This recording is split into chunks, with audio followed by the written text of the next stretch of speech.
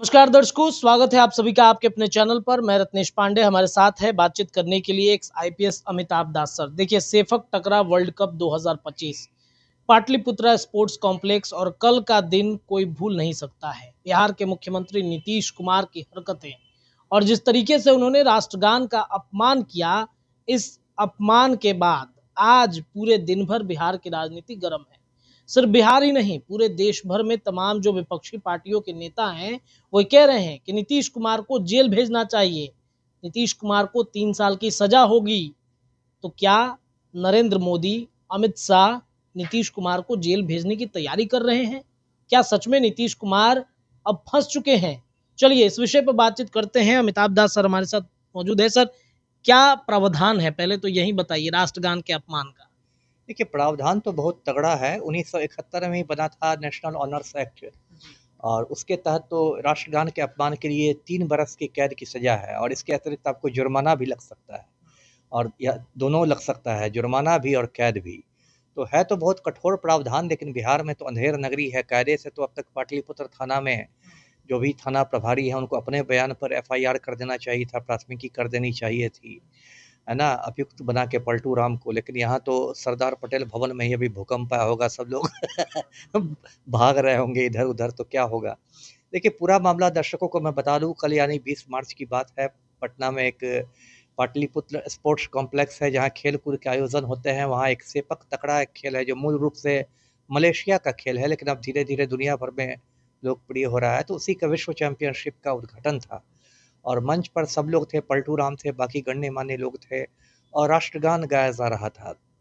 और देखिए, एक छोटा बच्चा भी होता है क्लास पहली दूसरी का, उसको भी इतनी अकल रहती है कि राष्ट्रगान के सम्मान में उछल कूद नहीं मचानी है और चुपचाप खड़ा रहना है। इतनी बात तो स्कूल का बच्चा सीख जाता है। और हमारे पलटू राम अचानक मतलब बंदरों की तरह उछल कूद मचाने लगे। उनके बगल में प्रधान सचिव उनके खड़े थे, दीपक कुमार। दीपक कुमार से वो एकदम इशारों इशारों में कुछ बात करने लगे, ऐसा लगे कुछ खिचड़ी पका रहे हैं। आसपास के लोगों का कहना है कि वो कह रहे थे कि चलिए हम लोग स्टेडियम घूम के आते हैं। बताइए, अभी राष्ट्रगान खत्म नहीं हुआ, आप स्टेडियम घूमने का बना रहे हैं।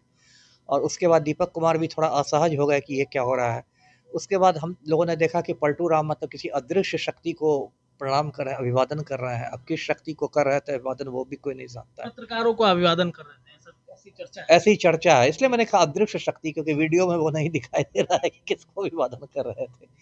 तो ये सब बहुत हुआ। और देखिए, अब तो सोशल मीडिया का ज़माना है, तो वो वीडियो क्लिप अब रात से लेके अब तक लाखों लोगों के मोबाइल में पहुंच गया, और कश्मीर से कन्याकुमारी तक चर्चित हो गया है। और बिहार विधानसभा में तो आज बहुत हंगामा हुआ है, अभी तो स्थगित हो रहा है ये विधानसभा।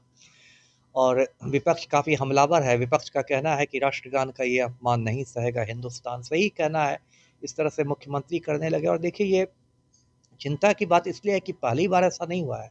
पिछले 2-3 साल से मतलब एक सिलसिला बन गया है, जब पलटू राम की जो हरकतें हैं बिल्कुल असामान्य हो गई हैं। अभी 30 जनवरी जो बीती है उस दिन गांधी जी की पुण्यतिथि थी, शहीद दिवस था, और गांधी घाट पर जब 2 मिनट के लिए मौन रखना था शहीदों के लिए, तो पलटू राम ताली पीटने लगे थे। वहाँ बगल में विधानसभा अध्यक्ष खड़े थे, वो इशारा से रोक रहे थे, क्या हो रहा है भाई। उसके बाद आपको याद होगा कि एक बार अशोक चौधरी के घर वो गए थे महावीर चौधरी की पुण्यतिथि पर, तो उनको फूल देने थे महावीर चौधरी की तस्वीर पर, तो फूल चढ़ा दिए पलटू राम ने जाके अशोक चौधरी के माथे पर। बताइए, एक जीते जी आदमी को आप श्रद्धांजलि दे रहे हैं। तो कभी मतलब अभी 2-3 महीने पहले बेगूसराय में गए और जीविका दीदियों के बीच बोल रहे हैं पलटू राम कि 2005 के पहले बिहार की लड़कियां कपड़ा पहनती थी जी। बताइए, ये कौन सा बयान हुआ।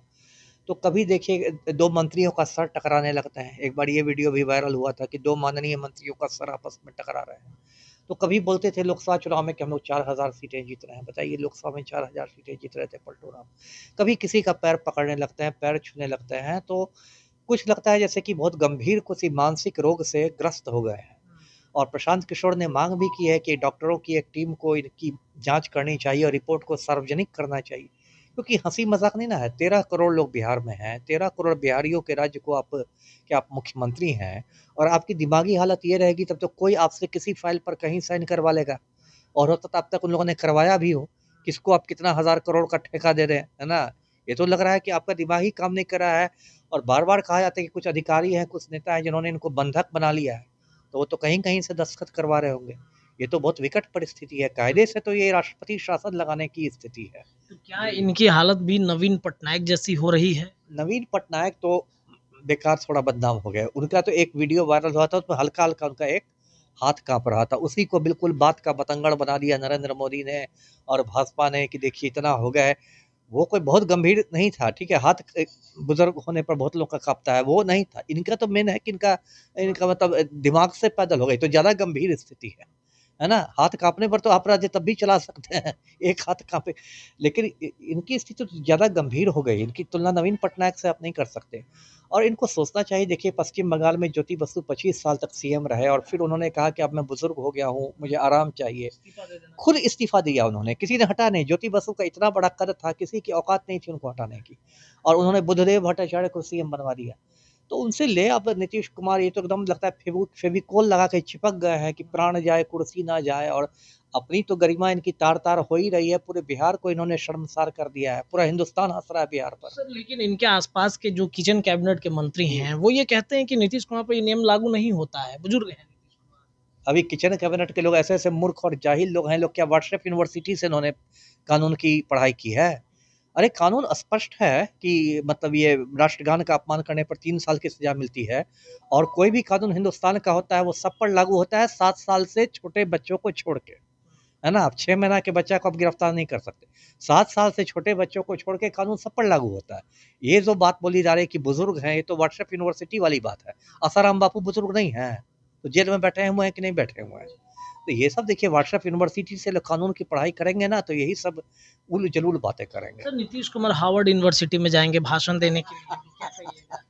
तो अब तो वहाँ जाएँगे तो हार्वर्ड वालों का मनोरंजन होगा कि क्या होगा? वहाँ पर क्या बोल लेंगे, क्या बोल के आ जाएँगे? हो सकता है अपना परिचय दे दें कि मैं तो केरल का मुख्यमंत्री हूँ, और फिर सब पूरा हिंदुस्तान माथा पीटते रहे। तो वो तो नहीं जाए हार्वर्ड, उसी में भलाई है, उसी में बिहार की इज़्ज़त बची रहेगी। ऐसे वो बात भी मुझे झूठी लग रही है। वो भी लगता है इनके चमचों ने ऐसे ही उड़ाई है। वो बात अभी हार्वर्ड का दिमाग खराब नहीं हो गया कि वो नीतीश कुमार को बुला लेगा। बड़े-बड़े, ऐसी स्थिति में तो मुझे नहीं लगता है कि हार्वर्ड यूनिवर्सिटी बुलाएगा, क्या उस मुझे नहीं लगता है बुलाएगा। अरे बड़े-बड़े नोबेल पुरस्कार विजेता दुनिया में बैठे, उनको हार्वर्ड बुलाएगा कि पलटू राम को बुला लेगा। वहाँ भी जाके पलटी मार देंगे, वहाँ भी कुछ बोल देंगे, अनाप-शनाप बोल देंगे, कोई फूहड़ अश्लील भाषण दे के आ जाएँगे। मुझे नहीं लगता है, मुझे लगता है इनके चमचों ने ऐसे ही एक मतलब फैला दिया, हल्ला कर दिया है। जी। ऐसी स्थिति में सर एक अंतिम प्रश्न है, ऐसी स्थिति में क्या करना चाहिए? सर भारतीय जनता पार्टी तो अब सरकार में है इनके, तो क्या बीजेपी अब जबरन नीतीश कुमार को हटाएगी कुर्सी से? कैसे बीजेपी हटाएगी? तो फिर सत्ता की मलाई कौन चाटेगा? है ना? अभी तो मोदी जी आए थे बिहार, तो उन्होंने कहा कि नीतीश कुमार को अपना लाडला ही बता दिया। जी। क्योंकि मोदी की जो सरकार केंद्र में है, हुँ। वो भी तो इनके 12 सांसदों के बल पर है। उनको कौन बहुमत मिला हुआ है? ये तो चोर-चोर मौसेरे भाई का खेल है कि दिल्ली में तुम हमारी सरकार सँभालो, पटना में मैं तुम्हारी सरकार सँभालता हूँ। कोई हटाने वाला नहीं है, हटाएगी तो बिहार की जनता ही हटाएगी। हम लोग उम्मीद करें कि जनता को नवंबर तक सुबुद्धि आए, सद्बुद्धि आए, और इस आदमी को जिसका दिमाग काम नहीं कर रहा है, उसको मुख्यमंत्री आवास से हटाएँ। जी। चलिए सर बहुत-बहुत शुक्रिया बातचीत करने के लिए। तो देखिए एक्स आईपीएस अमिताभ दास हमारे साथ मौजूद थे और उन्होंने बताया कि कैसे बिहार में जो परिस्थितियाँ बनी हैं, नीतीश कुमार की तबीयत जिस तरीके से खराब होती चली जा रही है, बेहद चिंताजनक है। सुधार की ज़रूरत है और नहीं तो फिर जिस तरीके से बंगाल में एक मुख्यमंत्री ने किया, वैसे ही नीतीश कुमार को खुद ब खुद अपना कुर्सी त्याग देना चाहिए। भारतीय जनता पार्टी इस पर क्या एक्शन लेती है, क्या करती है, देखना बड़ा दिलचस्प होगा। फिलहाल के लिए इतना ही। बहुत-बहुत धन्यवाद।